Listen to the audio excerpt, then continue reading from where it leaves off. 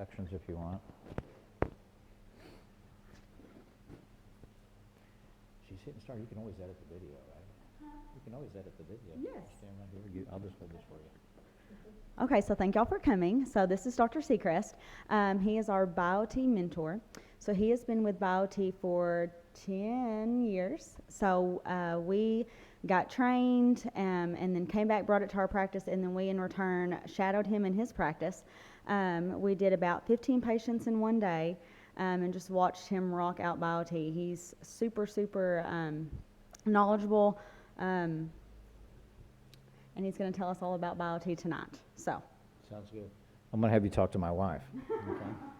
That's nice. All right. Well, thank you, Tanika. Yeah. So I came in today. Don't laugh. I'm from a little town called Wichita, Land of Oz. Some of you have heard of that. Yep. Just where the movie was. All that. We've been there now 30 years. I guess I'm now from there, because I've been there longer than I've been anywhere else. So the military moved me there. I was a flight surgeon for the Air Force for a couple tours of duty. And I was one of these guys that didn't really come from any kind of a privileged background or anything like that. None of my ancestors had ever gone to college. And so I was kind of one of these mold breakers.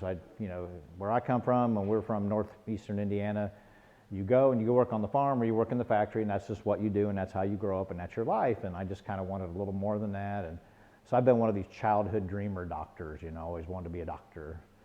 And so I stuck with it, but I didn't have any money. So I had to do these things. Some of you have never probably heard of these. We call them school loans. So I do school loans. So I joined the military so I could have money to help pay for my college, and then you pay them back. See, once you go to work in the service, they give you money, then you pay back. It's just a good thing. So I did a couple tours of duty as that. And so during the week, I'm flying airplanes and having fun and doing that kind of stuff and taking care of healthy people. But during the weekend, I'm paying back my school loans and working in the emergency department. There's a doctor in the audience. He's going, yep, I get that. Mm-hmm. And so what I was seeing at the time was super healthy people during the week. But on the weekend, I was seeing the stuff that landed in the emergency department, right? The heart attacks, the strokes, the car crashes, the babies, the runny noses, the sprained ankles, all the stuff that you can imagine that goes to the ER, right? And so two completely different patient populations. And I became very aware in a very short period of time that us in medicine in general, does not have a good answer for chronic illnesses. So what's a chronic illness? That'd be like blood pressure and cholesterol and diabetes and osteoporosis and autoimmune diseases, things you kind of got to learn to live with. And so what I realize is that our system teaches us to what I call fix and cure.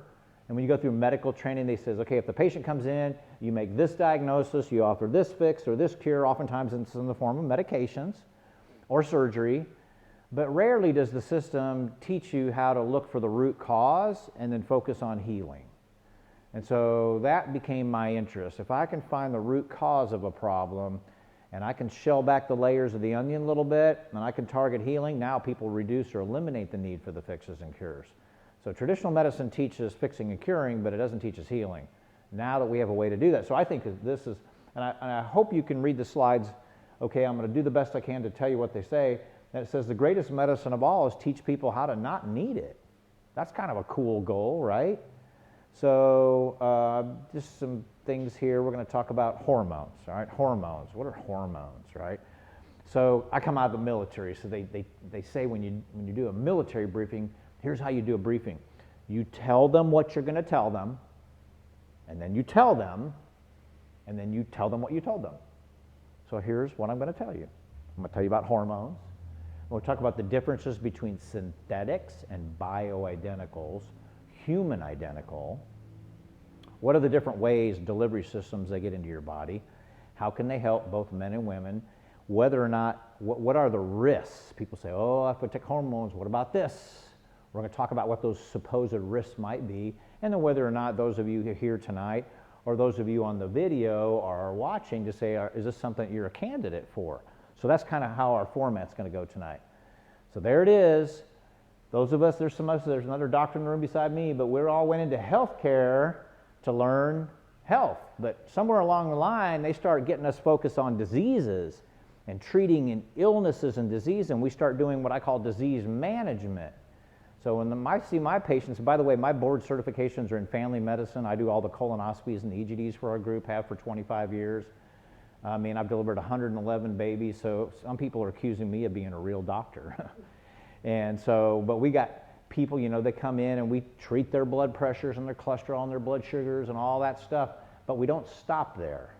We keep focusing and looking for the root cause, eliminating their medications. So I was trained in what we call conventional medicine. I'll also call it traditional medicine. So there it is. When you're young, you're going great till you hit your peak around the 20s or 30s, and then after that, things start heading a little bit south, right? Until we get over here into our 60s and 70s, and then they're really south, and our system teaches us how to live longer. Doesn't it, Mr. Critical Care ICU doctor? How can we keep this person alive? That's our system. Okay, but where in here does it teach us how to have quality of life? See, I don't think traditional medicine offers that to people. So we're going to take a look at what I call a precision medicine approach. By the way, there's me, there's the cliff. I'm the guy in the ambulance at the ER catching the patients as they fall off the cliff into my ambulance. And I'm either going to treat them and admit them to the hospital, or I'm going to treat them and street them, so send them home so they can follow up with their family doctor if they have one. So that's our system.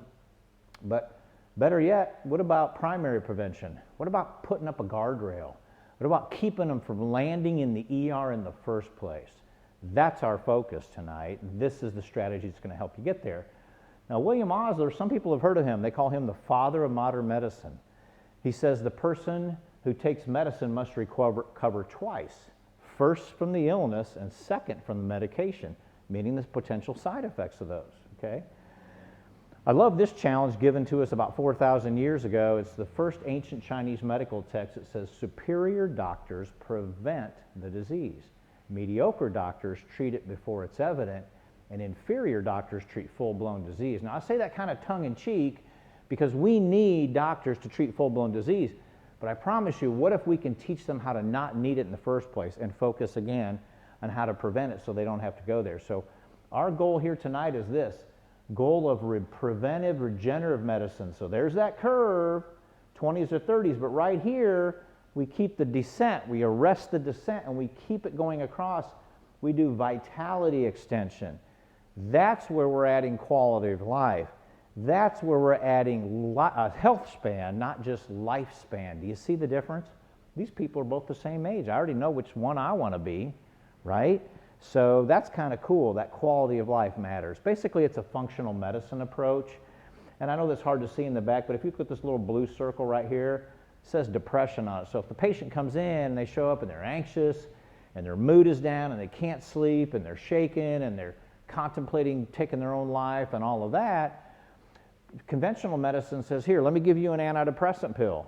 Let me give you a Prozac or a Celexa or a citalopram. So my question is this, does that person really have a citalopram deficiency? Do they really have a Prozac deficiency in their body? Traditional medicine says that's what you need to give them. Right, but what about other things? What if their hormones are messed up? They have low thyroid, inappropriate vitamin D, other things that are contributors, they're baseline root causes. Fix that, down comes the anxiety, down comes the depression. Suicidal thoughts start disappearing. So that's what I call a functional medicine approach. So here's what you need to know tonight. Not all hormone therapies are created equal. They're different. Number two, it's not a one-size-fits-all approach. You want a customization, not a generalization. Everybody here is different. We all live in our own bodies. We know how we feel in our state of normal and when we're feeling our best. So why does the conventional medicine just say, well, this dose is just for everybody? Okay, so that's not what we're talking about. We want a customization.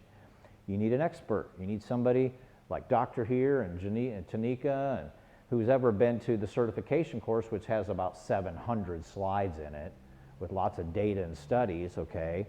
And then you need to focus on a concept that kind of the main topic of it all tonight, and we call that optimization. not just normalization. So what do I mean by that? So when we draw blood tests, all the blood tests go to a central lab and they map it out, and this blood test falls under what we call a bell-shaped curve, okay? It serves to form the upper borders and the lower borders of the reference range. We call it the reference interval. Some people call that the normal range. It's actually not called that. If you look at the lab test, it actually says reference interval or reference range, okay? So what's happening is if you're on the lower part of the range, you're called normal. But guess what? If you're on the upper part of the range, you're also called normal. All right? So what happens is we all feel great until at some point in our life we reach a season where we say, you know, I don't feel myself anymore. How come I'm tired all the time? I got dry skin, brittle nails, foggy memory, constipation, low energy, elevated cholesterol, brain fog, cold hands and feet. My sleep sucks. My joints ache. I have poor libido. I'm not getting any results in the gym. I got hot flashes, night sweats, bladder symptoms. I mean, I'll keep going if you want, but I think most people kind of get it. Okay.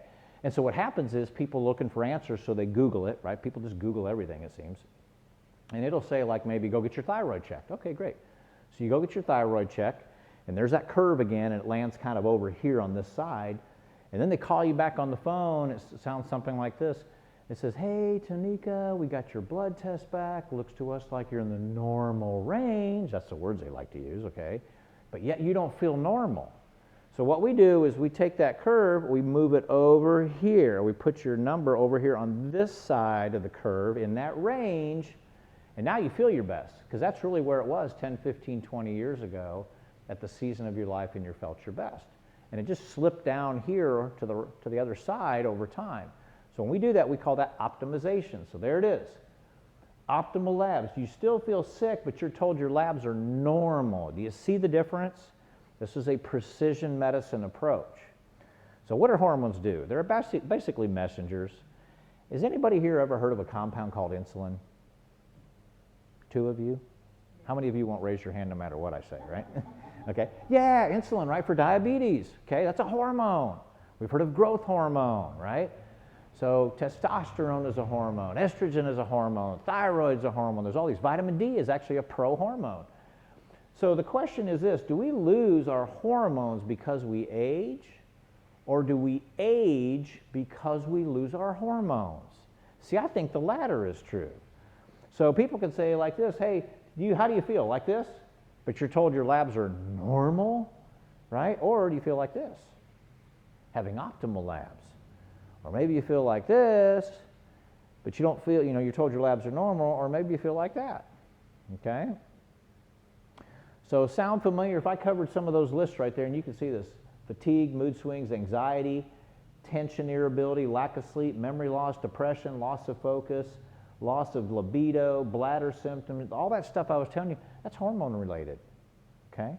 That's the easiest way to fix. So how about fatigue here? Do people here in Jonesboro ever get tired?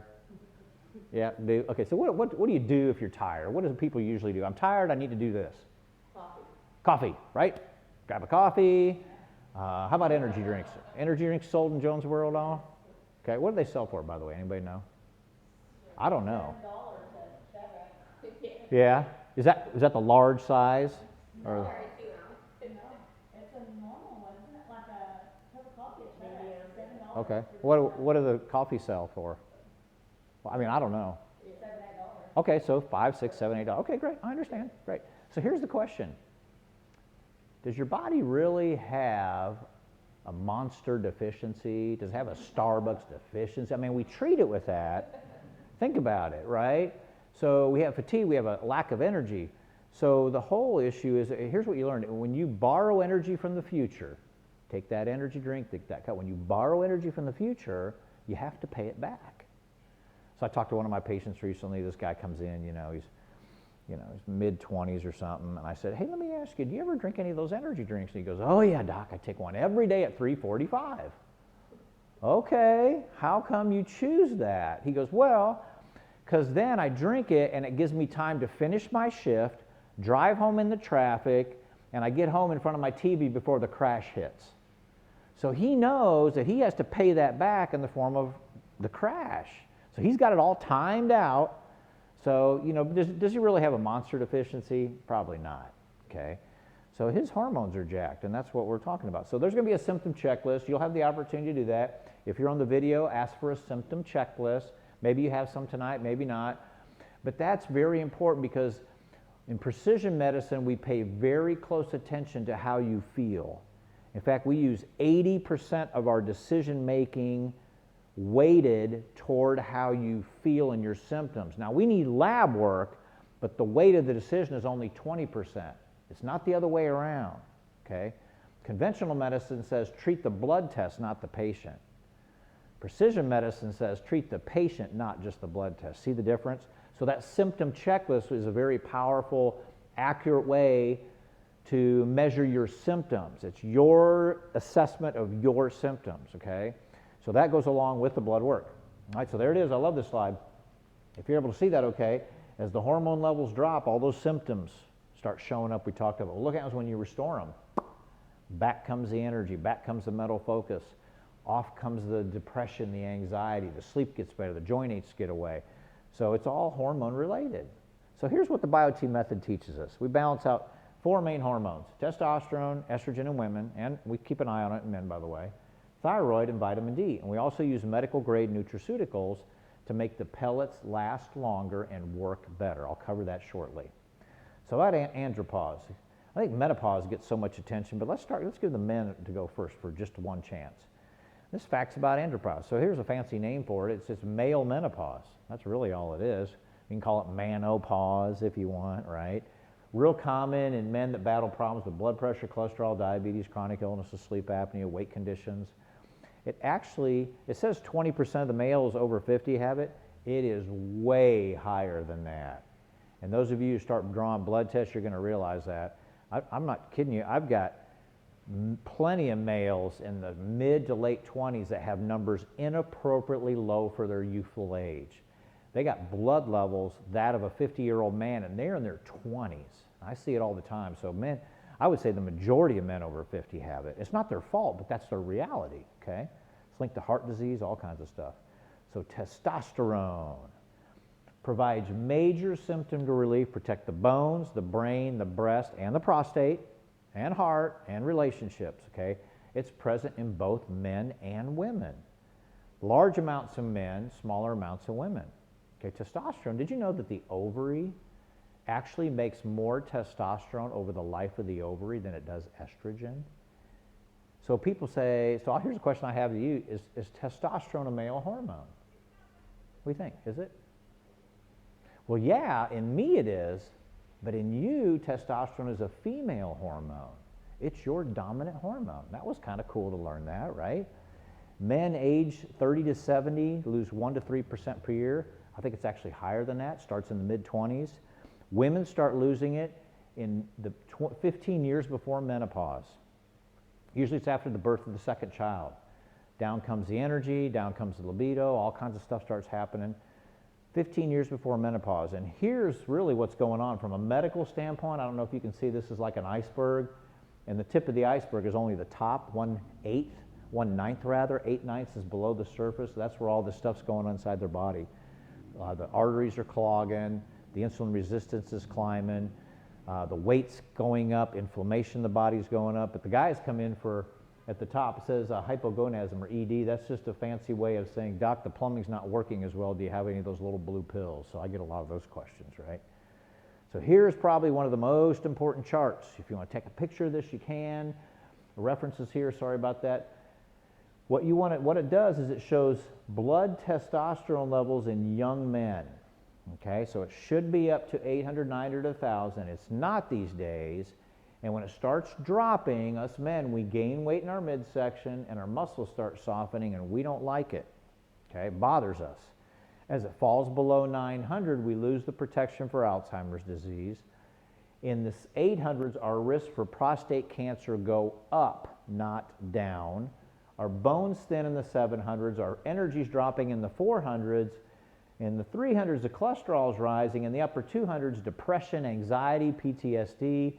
And it's not till it gets clear down here in the low 230s does the plumbing get affected. Okay?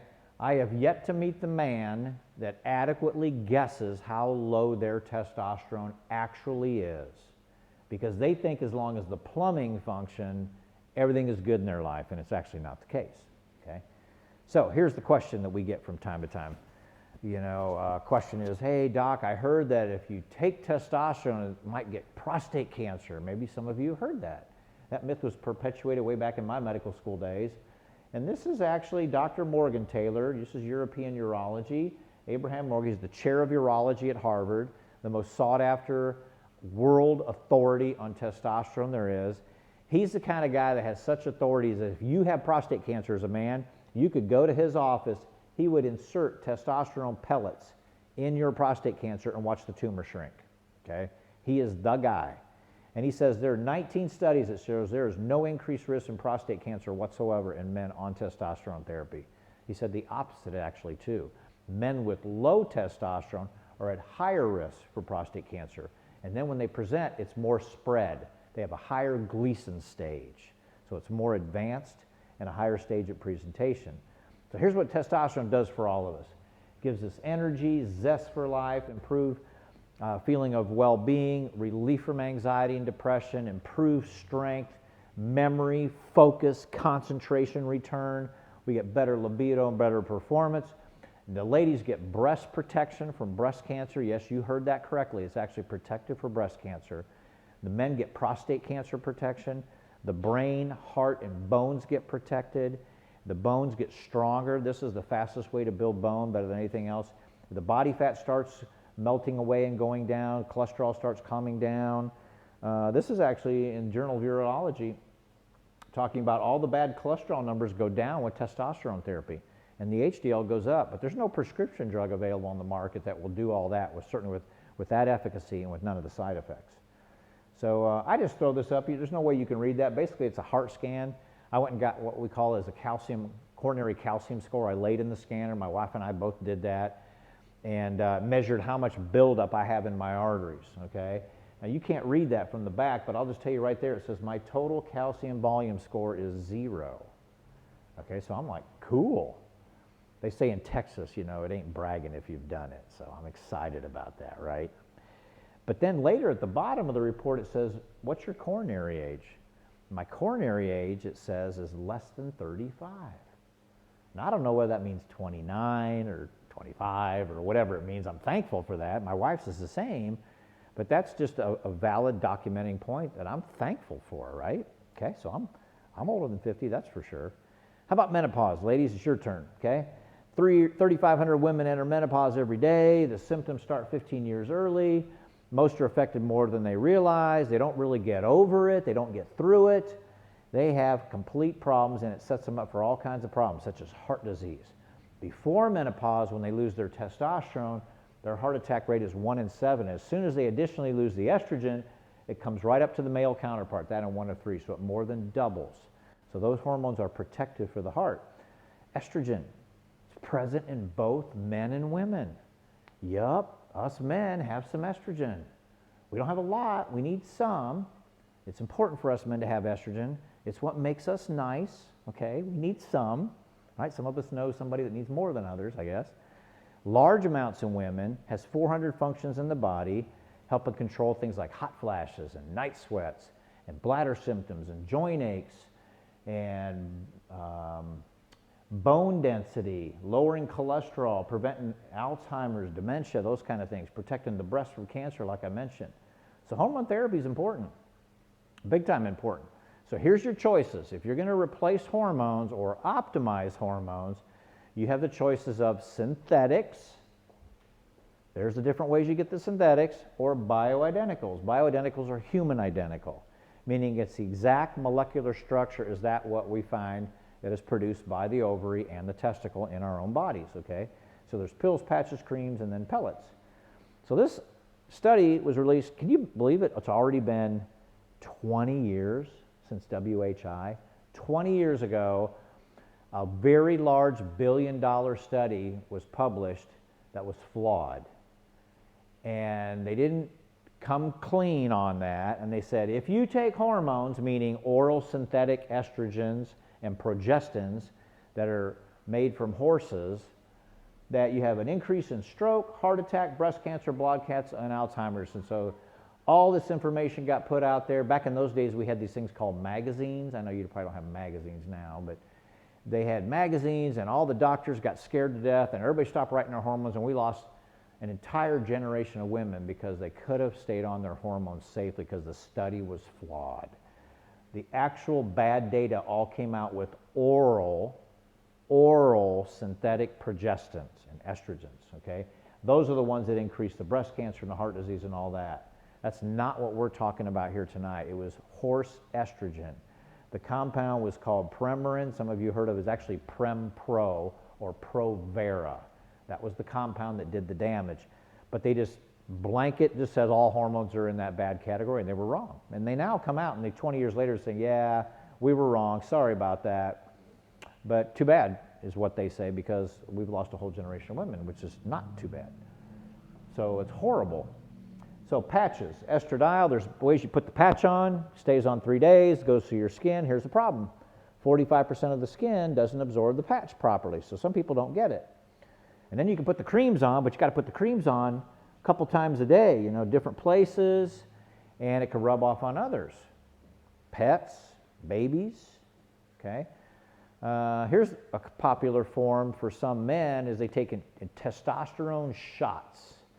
Cypionate, it's synthetic testosterone. The challenge is you get a roller coaster effect. So you take a shot, boom, your blood level spikes, sometimes 2,500, 3,000, and then it trails off, and then you feel bad again, and you can't wait to get your next shot. So we, us men, if we take shots, we end up riding this hormonal roller coaster, and everybody around us can tell us when it's time for our next shot before we can, because we're getting cranky, all right? So the problem is it's metabolized in the liver, so cholesterol enzymes go up, liver enzymes go up, those kind of problems. So bioidentical hormones are the way to go, and the pellet is a superior delivery system. Here it is. It's a natural plant-derived compound, all right, where we extract the steroid ring from the soy plant. There's no soy or yam in it. We pull the ring out and we replicate it to make the exact molecular structure made by the testicle or the ovary or both, okay? This treatment, you put it in your skin, we put a little nick in the skin, we slide it in, we put a Band-Aid over it. Doesn't even need a stitch. In women, it lasts 3 to 4 months. In men, it lasts 4 to 5 months, so it's only 2 or 3 times a year that you're getting it. It's been most widely studied form, been around for 80 years. Individualized dosing, it's all customized to you, your body, your frame, your activity level, your kidney function. It's all dialed into you, unique dose for your body. Put it in the skin, most people don't even know it's there. It's huge. And then it's released based on cardiac output. So what does that mean? That means as you begin to move and get active and walk and exercise and work out, more blood flow goes by that pellet and you get higher levels. Kind of like how our bodies work, all right? Instead of a time release or a synthetic. By the way, I mentioned this earlier, they've been around since 1939 in 5 different continents. Here's a comparison of the different types. So you have the patch, which lasts for 3 days, and you got to replace the patch. You have oral pills or synthetic or troches, you got to take it every day, or creams, and then there's the pellet, steady state, smooth day to day, and it increases based on cardiac output and activity. So the key is that it's the right kind of hormone, it's not synthetic, it's the right kind of dosing, it's customized to you, and it's the right delivery system. It's endocrine mimicry. We are mimicking exactly what is happening in your body on a normal, healthy basis. So again, safe, evidence-based, been around more than 75 years, 5 continents, even levels, low side effect profile. It's the best method to increase bone density and prevent and reverse osteoporosis. No evidence of increased breast cancer, none. In fact, it is preventive for breast cancer. And there's a big study that came out. I'll show you that shortly. No increase in blood clots, no increase in heart attack, no increase in stroke. And this works better than any of the other systems out, and that's why it's so popular. So how about breast health? There's all kinds of breast cancer studies. I'll just cut to the chase. Testosterone and estradiol implants does not increase breast cancer, does not stimulate endothelial tissue. Large study coming up here, right here. This was the largest one until that was on 1,200 patients over 10 years. The latest one is 2,500 patients over 9 years, basically showing a reduction in the occurrence and the actual rates of breast cancer by 40%. Huge. There's no prescription drug out there I could write for any of you ladies outside of bioidentical estrogen and testosterone that will reduce your risk of breast cancer. So bone health, we all know somebody who developed osteoporosis. We've all heard of that poor individual who fell and broke their hip because their bones were weak. The problem with that is the mortality rate, the death rate from that fracture approaches 30% in 1 year. And so we lose more ladies to falls with broken hips and the complications from those broken hips than we do of breast cancer. 3 to 4 times more people die of that. So osteoporosis, in our case, we reverse it. You heard that right, we reverse it. We grow bone 3 times the best rate of any of the prescription drugs that are out there. How about arthritis, right? 2 years ago, it says it's the 4th leading cause of disability. We can actually relieve joint pains, help regrow progenitor cartilage cells with the testosterone. How about brain health? Alzheimer's, women get it 8 to 1 over men. Women on estrogen are 50% less likely to develop Alzheimer's, and men with low testosterone are 3 times more likely. So how about the heart? I love this slide because it talks about this. Addition of testosterone does not negate the favorable effects of estrogen on LDL, bad cholesterol. Marked reduction in fat mass was seen in the estrogen plus testosterone group after 2 years. The body starts morphing, the composition starts dropping, so we start leaning up. You build muscle, you lose fat, so the inches start dropping. The scale stays about the same. It might even go down a little bit, or it might go up, but everybody wants better fitting clothes, and that's what testosterone does slowly over a couple of years. So what else is important? Thyroid. Thyroid is basically metabolism, hair, skin, and nails. So who doesn't want that, right? We do vitamin D. Women get the progesterone. Women only get progesterone. Helps them relax, sleep better at night. And so the best way to live a better life is just this. For millions of Americans who don't want the Band-Aid approach, and you want to get away from the disease management approach, and you want to focus on true health and wellness, then you want to do pellet therapy. It's evidence-based medicine, and it's a focus on healing. Again, not just fixing and curing. So the next step is basically this. If you're experiencing, or you know somebody that's experiencing some of those symptoms we listed out, I would just say do this, get your blood drawn. Easy, right? Figure out what your numbers are. That's the easiest thing to do. Have your blood work on, and then turn in your paperwork, okay? And then you'll meet with Tanika and whoever else to get together and review your symptoms and see if this plan is for you based on this. You've had a chance to get your questions answered here tonight. Here's a summary slide that talks about the different shots. Men who do shots, it should be done properly. It's twice a week, so that's 104 shots a year. Creams have to be put on twice a day, so that's 730 a year. Pellets, 2 to 3 times a year for males, 3 to 4 times a year for females. Big difference, that's why it's so popular. All right, potential temporary concerns of sometimes first insertions. Pellets work, they get absorbed. When that happens, the kidney works better. The kidney's job is to do what? Absorb sodium. When sodium gets absorbed, the water sometimes follows. So some people get a temporary fluid retention. It happened to me. My first set of pellets, I had them put in back there. Then a couple of weeks, they started working. My face got a little bit puffy. I got a little bloaty around the center. I finally realized I get to feel what my wife feels like on a monthly basis. I experience fluid retention and bloating, and so she just kind of snickered at me, and I took the diuretic and got rid of it. It's never come back since, and I've had 16 insertions over time with this, okay? So if the breast tissue, because of menopause, hasn't seen estrogen in a while, that gets a little sensitive or tender, so we give you some evening primrose oil capsules. That'll get rid of it.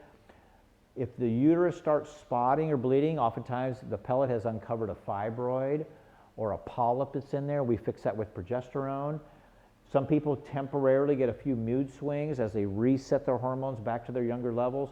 If you don't mind the temporary restriction that we impose upon you for a few days, we don't want you to pop out a pellet. Some temporary facial breakout can happen. Men can experience a temporary reduction in the size of the testicle or the swimmer count, which is present with any kind of testosterone. We mitigate and reduce that with a compound called DIM. DIM helps fix all of that, okay? So here's your key facts, summary slide. Hormone balance can happen at any men and women at any age whatsoever. They're not all created equal. It is not a one-size-fits-all approach. You need somebody that's certified. You need somebody that's an expert to manage it properly. And low, quote, normal, remember, labs may not be optimal labs. And so it makes sense to just get tested. So having said that, let me ask you, I was talking with some groups of people here earlier today. Who's here had a chance to maybe use the pellet? And if they're not uncomfortable, maybe come on up here, share your story, how you felt. We'll offer, yeah, whichever, who you want to go first? You want to break the ice for us, Doc? Come on up. Yep, come on up. Yep. It's not often that we get a physician coming up to share their story, so if you'll stand over here, Doc. Dr. Howard, I've been pelleted. That way over here in the center, they can see you in the video. I'll hold this for you. So what line of work do you do, sir? So I'm an ICU physician. Okay, and how long have you been doing that? Since 2008. What's that, about 14 years? Wow, so he has a measure of experience. This guy is going to take care of you if you ever have to land in the ICU, so you want to Yes. take good care of him, right? So what was life like for you before any kind of pellets and all that kind of stuff? What were you run up against? I mean, life wasn't bad, but I just started feeling differently. You know what I mean? And I didn't feel like I was old enough to feel like I was feeling, you know, like waking up in the morning and being all stiff and foggier during the day and getting a weird, like, fat distribution around here. I was like, what the heck? We call those saddlebags. Oh, yeah, and I kept telling Hannah, I was like, man, something's wrong with me. But I couldn't put a finger on it. You know, I wasn't depressed and all that mess. And I just couldn't put a finger on it. And then when these guys was it somebody in Hot Springs that talked to you about this? And she was like, okay, we're going to go do this thing. And I'm like, okay. And I studied up on it because, you know, I'm a doctor, but I do ICU medicine. I didn't remember all the pathways and all that. And, man, we went to this course, and it's just like, just going through it.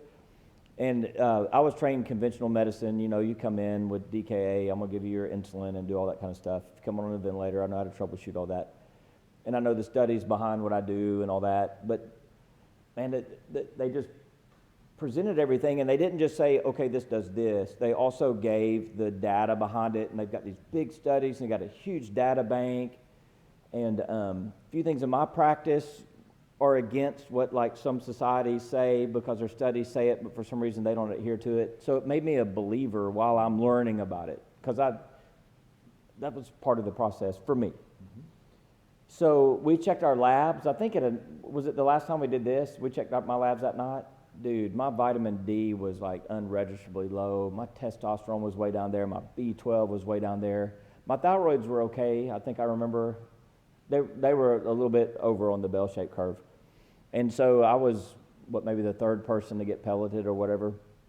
It wasn't a week. I was like, the main thing I noticed was when I get sleepy at the latter part of the day, man, I'm still sharp as a tack. I can stare at that computer. I can troubleshoot your x-ray and all your labs and stuff. I was like, man, I kind of got that back, you know.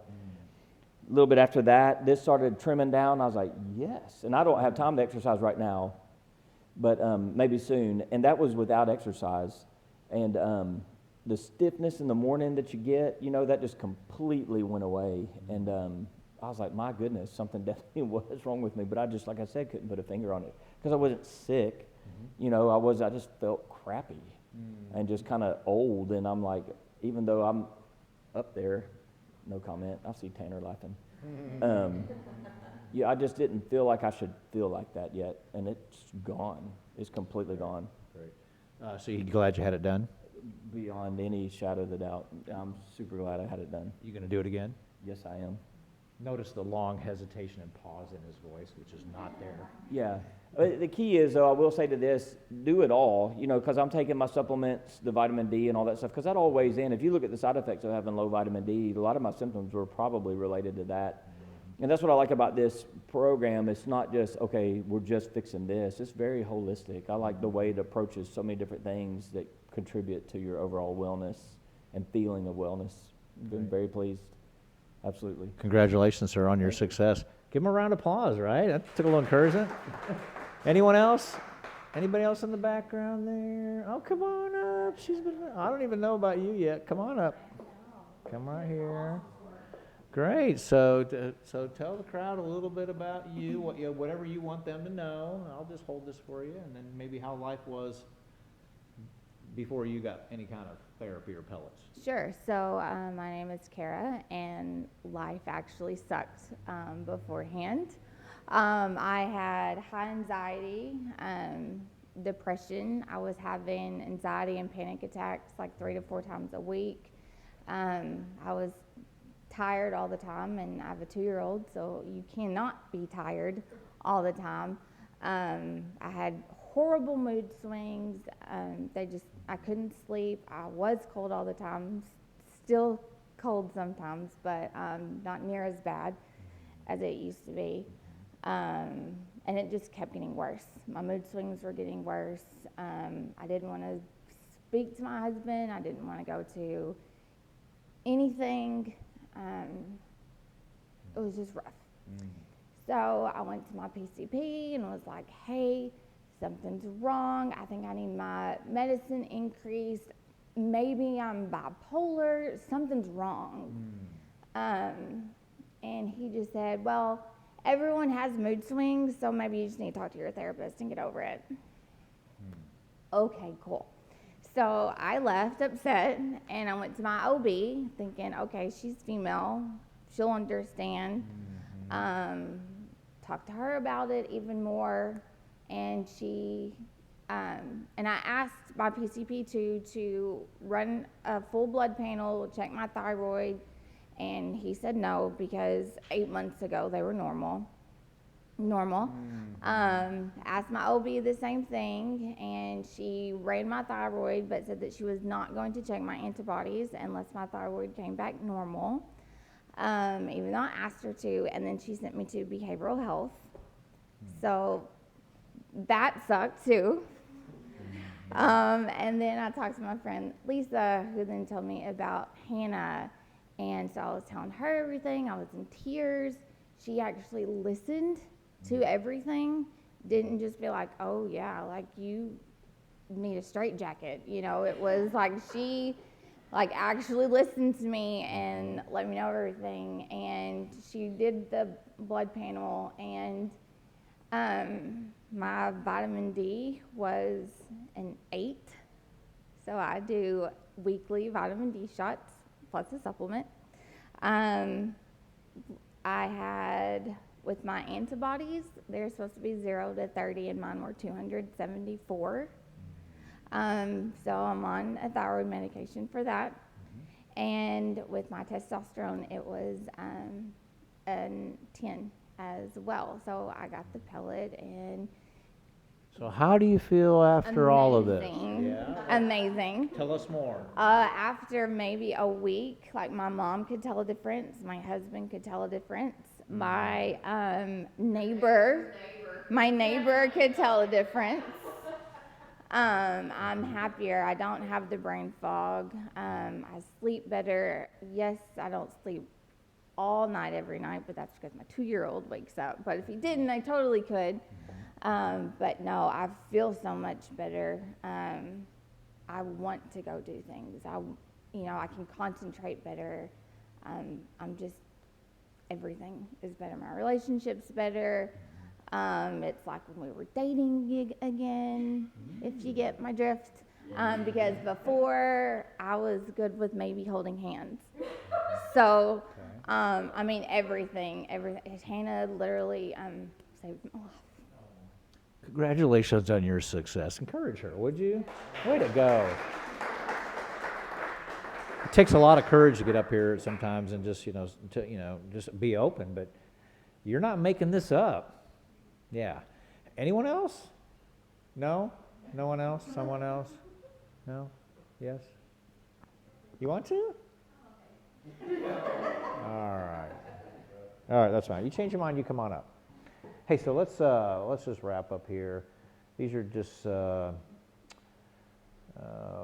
Let's see if that comes back on. It might in a minute.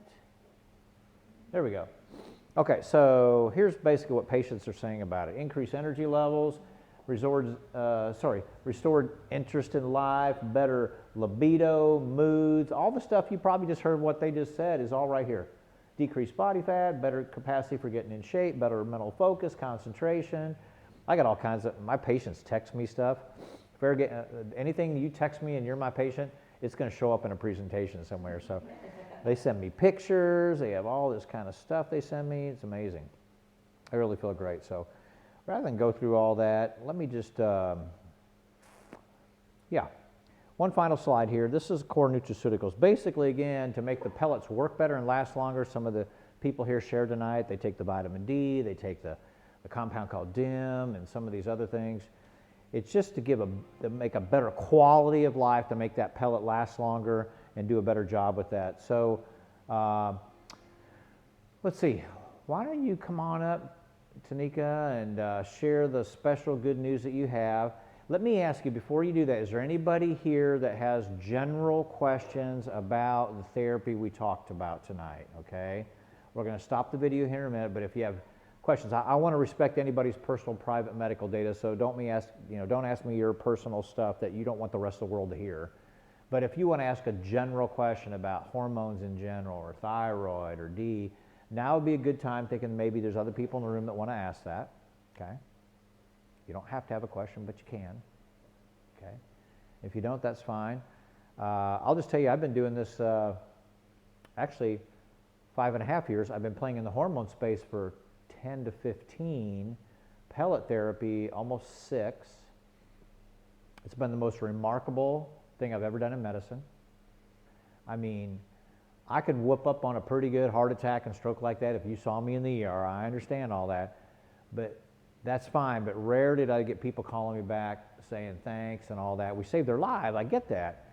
But now it's like not a week goes by where I don't get somebody coming to me at the office just so excited from energy. I mean, just so tear-jerking in their stories. I've got men who were contemplating and had attempted suicide that now feel fantastic. Their wives come up to me in some of these presentations saying, thank you for giving me back the man I married. Thank you for giving our daughter back her dad, because that wasn't going to go that way if it weren't for pellet therapy. So I can't tell you how many of those.